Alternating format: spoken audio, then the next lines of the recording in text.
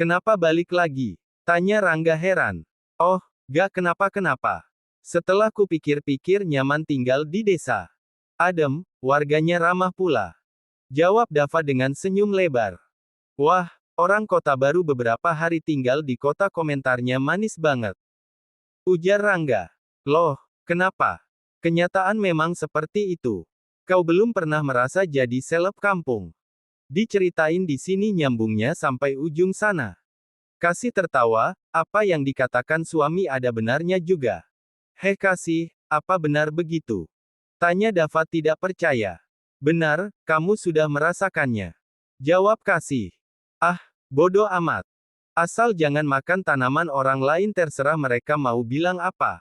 Ucap Dava dengan santainya. Terserah kau juga. Kami mau pergi. Sahut Rangga. Mau kemana? Tanya Dava penasaran. Si Kasih mau lihat bebek berenang. Ada-ada aja. Kurang kerjaan.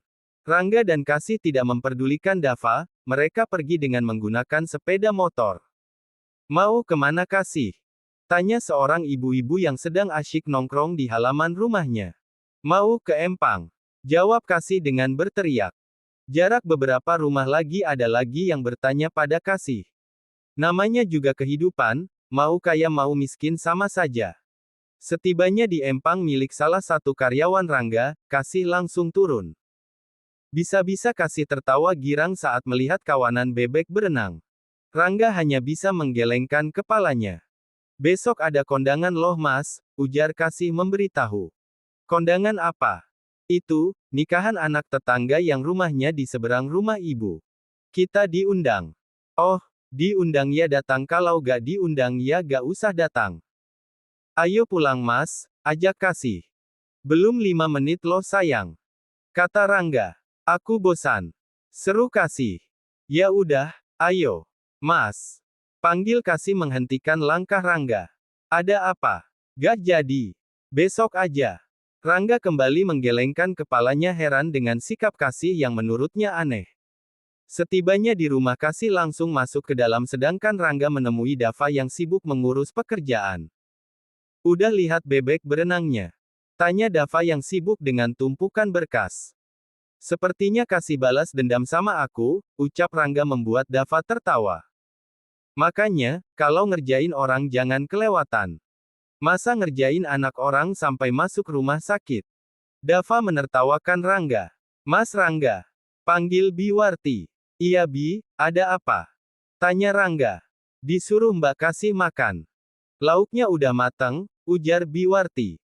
Tapi, aku gak lapar Bi. Cepat Mas, ditunggu ibu negara di meja makan. Mendengar Kasih sedang menunggu, Rangga bergegas pergi ke dapur. Dava yang penasaran langsung mengikuti Rangga. Suamiku. Ucap Kasih dengan senyum lebarnya. Sini duduk, ayo makan. Tapi Mas gak lapar loh. Udah, makan aja. Ini ikan lele yang kamu taruh di kolam ikanku beberapa bulan lalu. Lihatlah, sekarang sudah sebesar kakimu. Rangga menelan ludahnya kasar saat melihat tumpukan ikan lele goreng yang berukuran jumbo. Dava menahan tawanya karena pria ini tahu asal-usul ikan lele tersebut karena Rangga pernah menceritakan pada dirinya. Sayang, satu aja gak habis, ini kamu sediakan 10. Jangan bercanda deh. Aku serius loh Mas. Ayo cepat makan, dan ini sambelnya.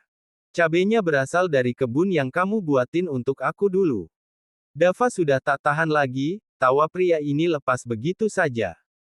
Kasih benar-benar membalas perbuatan Rangga terdahulu. Untung bukan ikan piranha, ucap Dava tertawa geli. Mas cepat kalau gak ada jatah malam ini. Ancam Kasih. Mau tidak mau Rangga memakan ikan lele tersebut meskipun ia merasa geli. Baru saja Rangga hendak menyuap, tiba-tiba saja Kasih merasa mual dan hendak muntah. Wanita segera berlari ke kamar mandi tamu. Rangga yang melihat istrinya seperti itu langsung mengejar, begitu juga dengan Dava yang ikut khawatir. Kasih benar-benar menumpahkan isi perut yang ia makan tadi pagi. Tubuhnya mendadak lemas saat melihat suaminya hendak makan ikan lele tadi. Sayang, kamu kenapa? Tanya Rangga panik. Aku mau tidur aja Mas, kepalaku tiba-tiba saja pusing. Bawa ke rumah sakit atau dokter terdekat aja. Wajah Kasih kok pucat banget. Dava memberi saran. Gak ah, aku mau tiduran aja di kamar. Tolak Kasih. Rangga bergegas menggendong istrinya ke kamar. Heh, mau ngapain masuk? Tegur Rangga pada Dava yang ingin masuk. Maaf. Gak sengaja. Dava mundur, pria ini sedikit mengintip ke arah dalam. Ah, aku tidak sopan sekali. Batin Dava yang bergegas pergi dari sana. Sedangkan Rangga yang sekarang duduk di samping istrinya hanya bisa memandang heran. Kasih yang semula ceria tiba-tiba saja seperti ini. Mas jangan pergi, lirih Kasih. Di sini aja temani aku. Iya, Mas gak akan pergi. Mas temani kamu kok. Maksudnya ikut rebahan di sini. Aku mau cium ketek Mas. Ujar Kasih membuat Rangga tertawa. Lah, kok gitu? Cepat ah, jangan banyak tanya. Rangga menurut saja, pria ini merebahkan diri dan membentang sebelah tangannya. Kasih, perempuan ini benar-benar mencium aroma ketek suaminya sambil memainkan bulu keteknya. Mas, aku mau tidur. Iya, tidurlah. Tapi jangan pergi. Enggak. Janji. Iya janji. Kalau bohong apa hukumannya? Tidur di luar plus gak dapat jatah selama 3 hari, jawab Rangga yang sudah paham dengan perjanjian mereka. Kasih pun akhir terlelap, wanita masih merasakan mual dan pusing. Hari telah berganti, keadaan Kasih pagi ini baik-baik saja. Rangga cukup heran melihatnya tapi lidahnya keluh tak bisa bertanya. Tepat pukul 10 pagi Kasih dan Rangga akan menghadiri acara resepsi pernikahan dari anak tetangga Ibu Erni. Tampak serasi, Kasih dan Rangga menjadi pusat perhatian para warga di kampung. Dasar sok cantik. Ucap Mia kesal. Kamu ini apa-apaan sih? Gak usah bikin malu di acara orang. Ujar Dito mulai kesal. Sok polos, sok baik. Tapi kelakuan seperti setan. Mia. Dito menekan suaranya. Belain aja terus mentanmu itu. Aku tidak membela Kasih. Cobalah untuk tidak membuat keributan, aku malu. Halah, bilang aja. Lama-lama aku muak sama kamu. Tidak bisa dinasehatin, bikin malu aku aja. Dito beranjak dari duduknya, pria ini memutuskan untuk pulang ke rumah. Tentu saja Mia kesal, ia selalu merasa cemburu pada kehidupan Kasih. Lihat tuh si Mia, gak malu apa ketemu orang banyak.